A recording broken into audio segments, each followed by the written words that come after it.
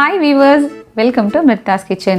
இன்னைக்கு நம்ம மிர்தாஸ் கிச்சன்ல ரொம்ப சுவையான சாம்பார் சாதம் எப்படி செய்யறதுங்கறத தான் பார்க்க போறோம். இது ரொம்ப ஒரு சிம்பிளான ஒரு ரெசிபி தாங்க. இந்த ரெசிபியை நீங்க வீட்ல ட்ரை பண்ணி பாருங்க. கண்டிப்பா உங்க வீட்ல இருக்கிற குழந்தைங்கள்ல இருந்து பெரியவங்க வரைக்கும் எல்லாரும் ருசிச்சு ரசிச்சு சாப்பிடுவாங்க. சரி வாங்க சாம்பார் சாதம் எப்படி செய்யறதுங்கறத பார்த்துடலாம்.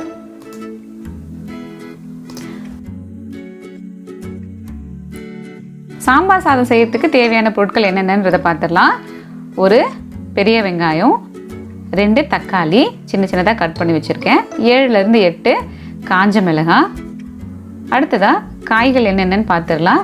ஒரு 3லேருந்து 4 பீன்ஸு இந்த மாதிரி பெருசாக கட் பண்ணி வச்சுருக்கேன். அடுத்ததாக ஒரு கேரட்டை நீங்கள் ரவுண்டாக வேணும்னாலும் கட் பண்ணிக்கலாம், இல்லை நீல வாக்கில் கட் பண்ணி போட்டாலும் நீங்கள் யூஸ் பண்ணிக்கலாம். அடுத்தது முருங்கைக்காய். ஒரு முருங்கைக்காவை இந்த மாதிரி சின்னதாக நான் கட் பண்ணி வச்சுருக்கேன். இது அடிஷ்னல் டேஸ்ட்டு கொடுக்கும். அடுத்தது ஒரு 7லேருந்து 8 பல்லு பூண்டு. தாளிக்கிறதுக்காக கொஞ்சம் கறிவேப்பிலை, கடைசியாக நம்ம கொத்தமல்லி ஆட் பண்ண போகிறோம்.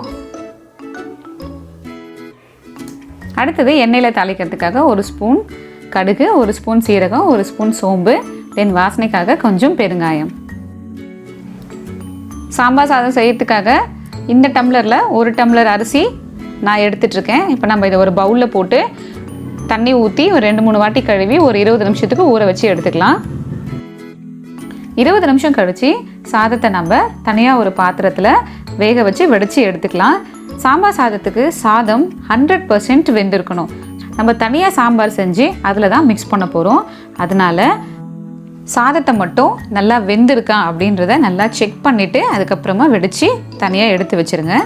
அடுத்தது நம்ம சாம்பார் ரெடி பண்ண ஆரம்பிச்சிடலாம். சாம்பார் செய்கிறதுக்கு நான் இந்த டம்ளரில் ஒரு 1.5 டம்ளர் துவரம் பருப்பு குக்கரில் எடுத்துகிட்ருக்கேன். இதே டம்ளரில் தான் நம்ம 1 டம்ளர் அரிசி ஊற வச்சு சாதத்தை நம்ம தனியாக வெடித்து வச்சுருக்கோம். துவரம் பருப்பை ஒரு 3-4 வாட்டி நல்லா கழுவி ஒரு 2 டம்ளர் ஊற்றி நம்ம குக்கரில் இப்போ விசில் விட்டுடலாம். தேவையான அளவுக்கு மஞ்சள் பொடி ஆட் பண்ணிக்கோங்க. இதில் கேஸ்டர் ஆயில் ஒரு ஃபியூ ட்ராப்ஸ் ஆட் பண்ணிங்கன்னா பருப்பு ரொம்ப சீக்கிரமாக சாஃப்டாக வெந்துடும். அதுக்காக நான் ஒரு ஃபியூ ட்ராப்ஸ் கேஸ்டர் ஆயில் இப்போ நான் ஆட் பண்ணுறேன். ஸோ இதெல்லாம் ஆட் பண்ணி ஒரு 4லேருந்து 5 விசில் விட்டு எடுத்துக்கலாம். பாருங்கள், பருப்பு நல்லா வெந்துருச்சு. பார்த்தாலே தெரியுது ரொம்ப சாஃப்டாக இருக்குன்னு. அவ்வளோதான், பருப்பு நம்ம தனியாக எடுத்து வச்சுக்கலாம் வேறு பாத்திரத்தில். இப்போ நம்ம இதே குக்கரில் வெங்காயம், தக்காளி, காயெல்லாம் போட்டு வதக்க ஆரம்பிச்சிடலாம். ஒரு குக்கரில் ஒரு 2 ஸ்பூன் எண்ணெய் ஆட் பண்ணிக்கோங்க. எண்ணெய் காஞ்சதும் அதில் கடுகு, சீரகம், சோம்பு, பெருங்காயம் எல்லாத்தையும் கொட்டிடுங்க. அடுத்ததாக கட் பண்ணி வச்சுருக்க ஒரு வெங்காயத்தை ஆட் பண்ணி நல்லா வதக்கி விட்டுடுங்க. வெங்காயம் நல்லா பொன்னிறமாக மாறினதுக்கப்புறம் இப்போ நம்ம இதில் காஞ்ச மிளகாவை ஆட் பண்ணிக்கலாம். இந்த காஞ்ச மிளகாய் தான் சாம்பார் சாதத்துக்கு டேஸ்ட்டு கொடுக்குறது.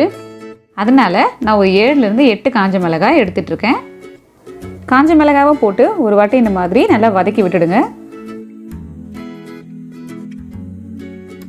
அடுத்ததாக கொஞ்சம் கறிவேப்பிலை சேர்த்துக்கலாம். கறிவேப்பிலை சேர்த்ததுக்கப்புறம் நம்ம எடுத்து வச்சுருக்கிற பூண்டு இதில் ஆட் பண்ணிக்கலாம். கட் பண்ணி வச்சுருக்கிற தக்காளியை ஆட் பண்ணி நல்லா வதக்கி விட்டுடலாம். இப்போ நல்லா வதங்கிருச்சு. இப்போ நம்ம இதில் நம்ம எடுத்து வச்சுருக்க காய்கறி எல்லாத்தையும் சேர்க்க ஆரம்பிச்சிடலாம். பீன்ஸு, கேரட், அடுத்தது கடைசியாக முருங்கைக்காய். இது எல்லாத்தையும் எண்ணெயிலேயே நல்லா வதக்கி விட்டுருங்க. நல்லா வதங்கிருச்சு.